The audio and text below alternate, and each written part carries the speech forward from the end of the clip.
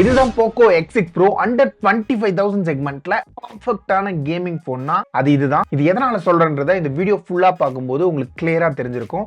இதுல நிறைய பாசிட்டிவ்ஸும் இருக்கு, ஒரு சில நெகட்டிவ்ஸும் இருக்கு. ஃபுல்லா பாருங்க, மறக்காம சப்ஸ்கிரைப் பட்டனை ஹிட் பண்ணிக்கோங்க. இப்ப பாக்ஸ்ல இருந்து ஸ்டார்ட் பண்ணிடலாம். வழக்கமா வர அதே பாக்ஸிங் தான் பிளாக் வித் எல்லோ கலர்ஸோட வந்திருக்கு. இதுல பாக்ஸை ஓபன் பண்ணும்போது பேக்கேஜிங் கண்டென்ட் வழக்கமானது தான். ஆனா முக்கியமான விஷயம் இங்க என்னன்னா, இதோட கேஸ் வந்து குவாலிட்டி இம்ப்ரூவ் பண்ணிருக்காங்க. அது பார்க்க ரொம்பவே நல்லா இருக்கிற ஃபீல் தான் கிடைக்குது. அப்புறம் ரெகுலரான பேப்பர் வாக்ஸ் இருக்கு, சிம் எஜெக்டர் பின் கொடுத்திருக்காங்க, type C to type A cable, முக்கியமா 67 வாட்க்கான ஃபாஸ்ட் சார்ஜர் பாக்ஸ்லயே கொடுத்திருக்காங்க. இந்த போனோட டிசைனை பொறுத்த வரைக்கும் வழக்கமான அதே டிசைன் தான். நம்ம கையில இருக்கிறது இந்த எல்லோ கலர் லெதர் வேரியன்ட் தான். இது மொத்தமா ஒரு 190 கிராம் வெயிட்டோட வருது. இதுல இன்னும் 2 கலர்ஸ் இருக்கு. அந்த ரெண்டுமே பிளாஸ்டிக் மெட்டீரியல் தான் பண்ணிருக்காங்க. மொத்தமா ஒரு 186 கிராம் வரலையும் வெயிட் இருக்கும். இதுவுமே வெயிட் மேனேஜ்மெண்ட் நல்லாவே பண்ணிருக்க மாதிரி ஃபீல் தான் கிடைக்குது. ஒன் ஹேண்ட்ல நீங்க கொஞ்சம் கை பெருசா இருந்துச்சுன்னா ஈஸியா யூஸ் பண்ணலாம், இல்லைன்னா கொஞ்சம் அன்கம்ஃபர்டபுளா இருக்கிற ஃபீல் தான் கிடைக்குது. ஓவராலா இதோட சைட் பிளாஸ்டிக்கோட பில்டு குவாலிட்டியும் ஓரளவுக்கு டீசெண்டா இருக்கிற ஃபீல் தான் கிடைக்குது. இங்க IP54க்கான ரேட்டிங் கொடுத்திருக்காங்க.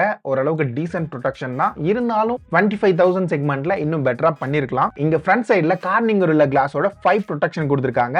அது ஓகே தான், இந்த பட்ஜெட்டுக்கு நல்லாவே இருக்குன்னு சொல்லலாம். முக்கியமா இந்த டிஸ்பிளேஸ் பத்தி பேசும்போது இங்க சின்னலாம் நல்லாவே கம்மி பண்ணிருக்காங்க, பார்க்கிறதுக்கு அழகாவே இருக்கு. இப்ப ஓவர்வியூ பத்தி கொஞ்சம் வேகமா பார்த்தலாம். ஃபர்ஸ்ட் இங்க மேல ஒரு செகண்டரி மைக் கொடுத்திருக்காங்க, பக்கத்துல ஐஆர் பிளாஸ்டர் இருக்கு.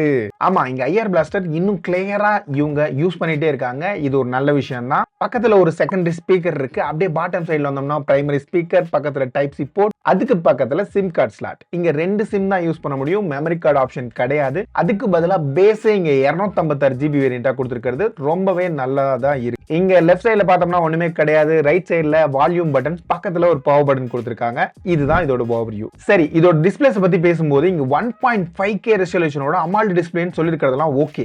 ஆனா இது 1.5K ரெசல்யூஷன் சொல்ற லெவலுக்கு அந்த அளவுக்கு விவிடா இல்ல இந்த கலர்ஸ்லாம் நார்மல் யூசேஜ்ல. ஆனா இங்க இருக்கிற 120 ஹெர்ட்ஸ் வந்து நல்லாவே ஸ்மூத்தாவே வேலை செய்யுது. அதுல எந்த பஞ்சாயத்தும் இருக்கிற மாதிரி எனக்கு தெரியல. மற்றபடி இங்க டிஸ்பிளேயோட பிரைட்னஸ் பார்க்கும்போது இன்டோர்ல ரொம்பவே நல்லா இருக்கு. அவுட்டோர்ல ஓகே அந்த ரேஞ்சில தான் இருந்துச்சு. ரொம்ப மோசம்னு சொல்ல மாட்டேன், எபோ ஆவரேஜ்ன்ற லெவல்ல இருந்துச்சு. மற்றபடி இங்க கான்டென்ட் வந்து நம்ம பார்க்கும்போது யூடியூப்ல நீங்க வீடியோ பிளேபேக் பண்றீங்கன்னா 4K HDR வரையும் உங்களால பிளே பண்ண முடியும். லாஸ்ட் ஒரு சில மாசத்துக்கு முன்னாடிலாம் 4K HDR நல்லாவே லேக் ஆகிற ஃபீல் தான் இருந்துச்சு. இப்ப மார்ச் அப்டேட்ல இது நல்லாவே ஃபிக்ஸ் பண்ணிருக்காங்க. இப்ப அந்த மாதிரி எந்த ஒரு இஷ்யூமே கிடையாது. முக்கியமா நீங்க 4K HDR பிளே பண்ணும்போது பயங்கரமான பிரைட்னஸ் கிடைக்குது. இந்த செக்மெண்ட்ல பிரைட்டரான டிஸ்பிளே 4K HDR பிளே பண்ணும்போது இந்த போன்ல எனக்கு கிடைச்சிச்சு. அது நல்லா பெட்டராவும் இருக்கு, கலர்லாம் ரிச்சா இருந்துச்சு, விவிடாவும் இருந்துச்சு. ஓகே, அடுத்தது இங்க ஸ்பீக்கர் குவாலிட்டி பத்தி பேசும்போது இந்த பட்ஜெட்டுக்கு டீசென்டான டுவெல் ஸ்பீக்கர் குவாலிட்டி தான் கொடுத்திருக்காங்க. இது ரொம்ப பர்ஃபெக்ட்டா இருக்கு, ரொம்ப நல்லா இருக்குன்னு சொல்ல முடியாது. இது ஒரு குட் குவாலிட்டி ஸ்பீக்கர் அப்படின்ற லெவலுக்கு தான் இருக்கு. நெக்ஸ்ட் இதோட கால் குவாலிட்டியை பத்தி பேசும்போது இங்க மொத்தமா 14 5G பேண்ட் கொடுத்திருக்காங்க. இதோட காலிங் எக்ஸ்பீரியன்ஸ் நல்லாவே இருந்துச்சு. பெரிய லெவலுக்கான கால் டிராப் நான் ஃபேஸ் பண்ணல. இன்னும் முக்கியமான விஷயம் என்னன்னா, நாட் CE4 கம்பேர் பண்ணும்போது இங்க 5Gயோட ஸ்பீட் டெஸ்ட்ல எனக்கு அரௌண்ட் 490 Mbps வரையும் கிடைச்சிச்சு. இது ஈஸியாவே அந்த போனை நாக் அவுட் பண்ணுச்சு. அந்த அளவுல இது நெட்வொர்க் ரிசப்ஷனும் நல்லாவே இருக்கிற ஃபீல் தான் எனக்கு கிடைக்குது. மற்றபடி இங்க ரெகுலரா வர எல்லா சென்சாருமே இதுலயுமே இருக்கு. Wi-Fi 6க்கான சப்போர்ட் கொடுத்திருக்காங்க. Bluetooth 5.4 ஓட தான் இந்த போன் அவைலபிளா இருக்கு. அடுத்ததான் இங்க ஸ்டோரேஜ் பத்தி பேசும்போது இங்க LPDDR5Xக்கான RAM கொடுத்திருக்காங்க. இந்த செக்மெண்ட்ல ரொம்ப ஃபாஸ்டான RAM இந்த போன்ல தான் இருக்கு. இது மட்டும் கிடையாது, இது ஆப் ஓபனிங்கும் சரி, க்ளோசிங்கும் சரி, நிறைய மல்டி டாஸ்கிங் பண்ணும்போது ஆப் லாங்காவே இது ஹோல்ட் பண்ணி வச்சிருக்குது. அது ரொம்ப நல்ல விஷயம் மாதிரி தான் தெரியுது. இது மட்டும் கிடையாது, இந்த செக்மெண்ட்ல UFS ஓட 4.0 கொடுத்திருக்காங்க. சோ இங்க ஸ்டோரேஜோட ரீட் அண்ட் ரைட் ஸ்பீடுமே செம்மையா இருக்குன்னு சொல்லலாம். இது ஒரு பர்ஃபெக்ட்டான மல்டி டாஸ்கிங் போன்ற லெவல்ல தான் இந்த போனோட பெர்ஃபார்மன்ஸ் இருந்துச்சு. இது மட்டும் கிடையாது, இப்ப பெர்ஃபார்மன்ஸ் பத்தி பேசும்போது இங்க டைமென்சிட்டியோட 8300 அல்ட்ரான்ற ப்ராசஸர் தான் யூஸ் பண்ணிருக்காங்க. இதோட பெர்ஃபார்மன்ஸ் நல்ல ஹீட்டிங் கண்டிஷன்ல ஓவராவே ஹீட்டான ஃபீல் தான் கிடைச்சிச்சு. இதுவும் மார்ச் அப்டேட்ல இப்ப நல்லாவே ஃபிக்ஸ் பண்ணிருக்காங்க. ஓகே, இப்ப மழை பெஞ்சிட்டு இருக்குது. இந்த டைம்ல எனக்கு அரௌண்ட் 30 டிகிரி செல்சியஸ்ல நான் கேம் பிளே பண்ணும்போது ஒரு 35 33 அந்த ரேஞ்ச் தான் வருது. பெருசா ஹீட்டிங் நான் ஃபேஸ் பண்ணவே கிடையாது. சோ அந்த லெவல்ல இப்ப ஹீட்டிங் வந்து நல்லாவே இம்ப்ரூவ் பண்ணிருக்க ஃபீல் தான் கிடைக்குது. ஓகே, இங்க கேம் பிளே பத்தி பேசும்போது இப்ப பேட்டில் கிரவுண்ட்ல உங்களால 90 FPS வரையும் உங்களால கேம் பிளே பண்ணிக்க முடியும். அது ரொம்பவே ஸ்மூத்தா தான் இருக்கு. ஒரு 30 மினிட்ஸ்க்கு மேல போனீங்கன்னா தான் கொஞ்சமா ஃப்ரேம் டிராப் இருக்கு.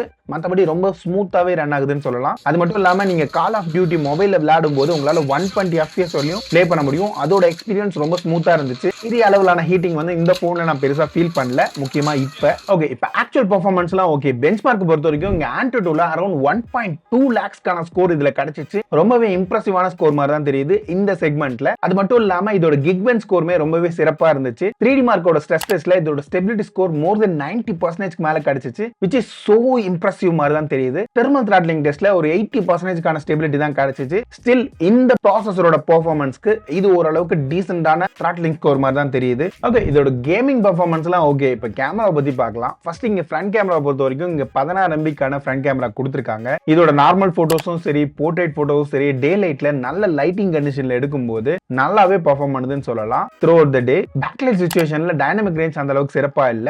அந்த சமயத்துல மட்டும் ஃபேஸ்ல வந்து லைட் அந்த அளவுக்கு ஆப்டிமைசேஷன் பண்ற மாதிரி தெரியல.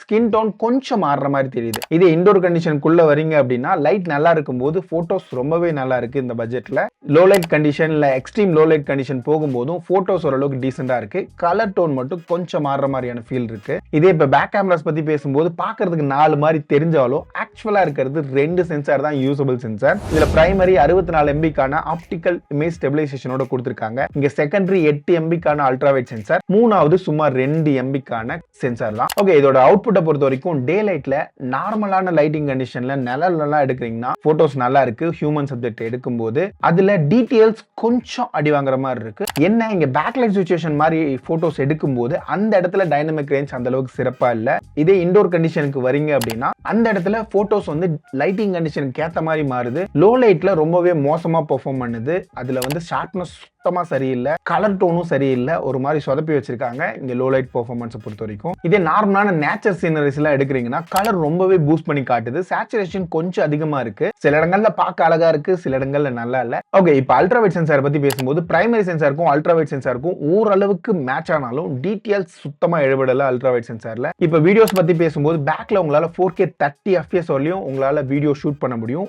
அங்க உங்களுக்கு ஸ்டெபிலிட்டி கிடையாது. இருந்தாலும் ஃபுட்டேஜ் உங்களுக்கு டீசெண்டா தான் இருக்கும். என்ன மூமெண்ட்ல எடுக்கிறீங்கன்னா அந்த இடத்துல ஷேக் நிறைய இருக்கும். நீங்க ஸ்டெபிலிட்டி வேணும் அப்படின்னா 1080p 30 FPSல நீங்க ரெக்கார்ட் பண்ணலாம். அந்த இடத்துல ரெண்டுமே நல்லாவே வேலை செய்யுது. இங்க வந்து வீடியோ பெரிய அளவுக்கு குறை சொல்ற மாதிரி இல்ல. என்ன ஸ்டெபிலிட்டி இன்னும் கொஞ்சம் ஒரு 1080p 60 FPS சொல்லியும் கொடுத்திருந்தா இன்னும் நல்லா இருந்திருக்கும். இதே இங்க ஃப்ரண்ட் கேமரா பத்தி பேசும்போது இங்க உங்களுக்கு 1080pல 60 FPS வரலையும் உங்களால வீடியோ வந்து ரெக்கார்ட் பண்ண முடியும். இங்க எக்ஸ்ட்ராவா அடிஷனலா நிறைய ப்ரோ மோட் அப்படி இப்படின்னு நிறைய சப்போர்ட் கொடுத்திருந்தாலும் எனக்கு இங்க இன்ட்ரெஸ்டிங்கா பட்டது இங்க டெலிபிராம்ப்டர்னு ஒரு ஆப்ஷன் ஃப்ரண்ட் அண்ட் பேக் ரெண்டுலயுமே கொடுத்திருக்காங்க. மேட்டர் என்னன்னா நீங்க ஒரு ஸ்கிரிப்ட் மாதிரி எழுதி வச்சுட்டு நீங்க கேமரா பாக்குற மாதிரி பார்த்துட்டு அந்த ஸ்கிரிப்ட் அப்படியே நீங்க ரீட் பண்ணலாம். அது ஒரு இன்ட்ரெஸ்டிங்கான ஆப்ஷன் மாதிரி தான் எனக்கு தெரிஞ்சிச்சு. மற்றபடி ரெகுலரா வர எல்லா மோட்ஸும் இங்கேயும் இருக்கு. இன்னொரு முக்கியமான அப்டேட், இந்த வருஷம் இங்க அமால்டு ஸ்கிரீனோட சேர்த்து இன்டிஸ்பிளே ஃபிங்கர் பிரிண்ட் கொடுத்திருக்காங்க. இதோட பெர்ஃபார்மன்ஸ் ரொம்பவே நல்லா இருக்கு. ரொம்ப அக்யூரேட்டா ஃபாஸ்டாவே வேலை செய்யுது. இங்க ஃபேஸ் அன்லாக்கோட பெர்ஃபார்மன்ஸும் நல்லாவே இருக்கு. அதுல எந்த விஷயமே நான் பெருசா எங்கேயுமே ஃபேஸ் பண்ணல. சரி, முக்கியமா ஒரு போனுக்கு இன்னொரு பெரிய விஷயமா படுறது இங்க பேட்டரிஸ் தான். பேட்டரிஸை பொறுத்த வரைக்கும் இங்க 5000 mAh பேட்டரி கொடுத்திருக்காங்க. இதை சார்ஜ் பண்றதுக்கு 67 வாட்க்கான ஃபாஸ்ட் சார்ஜிங் இருக்கு. இது ஃபுல் சார்ஜ் ஆகிறதுக்கு 1 hour 2 minutes வரல எடுத்துக்கிச்சு. இதே 50% சார்ஜ் ஆகிறதுக்கு 28 நிமிஷம் எடுத்துக்கிச்சு நம்ம டெஸ்டிங்ல. இதெல்லாம் ஓகே. பேட்டரி லைஃப் எந்த அளவுக்கு இருக்குன்றத பார்த்தலாமா? பேட்டரி லைஃபை பொறுத்த வரைக்கும் ஓரளவுக்கு நீங்க ஹெவியா போட்டு அடிக்கிறீங்கன்னா ஒரு 6 ஹவர்ஸ்ல இருந்து ஒரு 7 ஹவர்ஸ்க்குள்ள உங்களுக்கு ஸ்கிரீன் ஆன் டைம் கிடைக்கும். இருந்தாலும் எந்தெந்த அப்ளிகேஷன் எந்தெந்த கண்டிஷன்ல எது மாதிரியான பேட்டரி ட்ரைன் பண்ணுதுன்றத இங்க இருக்கிற சார்ட்ல மென்ஷன் பண்ணிருக்கேன். அதை பார்த்து தெரிஞ்சுக்கோங்க. இது ஓரளவுக்கு எபோ ஆவரேஜ்ல இருந்து ஒரு குட் பேட்டரி லைஃப் மாதிரி தான் தெரியுது. ரொம்ப மோசமான பேட்டரி லைஃப் எனக்கு இந்த போன்ல கிடைக்கல. இப்போ இங்க சாஃப்ட்வேர்ஸ் பத்தி பேசும்போது இங்க மேஜரான அப்டேட் இருக்கு. இங்க OS வெர்ஷனை பொறுத்த வரைக்கும் Android 14 அவுட் ஆஃப் தி பாக்ஸோட கொடுத்திருக்காங்க. இது ஹைப்பர் OSோட வருது. முக்கியமான விஷயம், இதோட பெரிய சர்ப்ரைஸ் என்னன்னா இந்த டைம் 3 வருஷத்துக்கான OS அப்டேட்டும் 4 வருஷத்துக்கான செக்யூரிட்டி பேட்ச் அப்டேட்டும் ப்ராமிஸ் பண்ணிருக்காங்க இவங்க. இது எப்படி நிறைவேற்ற போறாங்கன்னு தெரியல. But it's so good. ஆனா இங்க ஒரு பிரச்சனை இருக்கு. இங்க ஹைப்பர் OSஐ பொறுத்த வரைக்கும் எக்கச்சக்கமான ஆட்ஸ் கண்டிப்பா இருக்கு. சொல்ல போனா இங்க ஏதாவது சர்ச் பண்ணும்போது ஆட் புஷ் நோட்டிபிகேஷன் வந்துகிட்டே இருக்கு. அது ஒரு மேஜர் இஷ்யூவா தான் இருக்கு. அது மட்டும் இல்லாம ப்ரீ இன்ஸ்டால் அப்ளிகேஷன் எக்கச்சக்கமா இருக்கு. அதுல நிறைய அப்ளிகேஷன் உங்களால அன்இன்ஸ்டால் பண்ண முடிஞ்சாலும் இந்த கூகுள்ல வர டிஃபால்ட் அப்ளிகேஷனை உங்களால அன்இன்ஸ்டாலும் பண்ண முடியாது, டிசேபிளும் பண்ண முடியாது. அது கொஞ்சம் நெகட்டிவ் மாதிரி தான் எனக்கு ஃபீல் ஆகுது.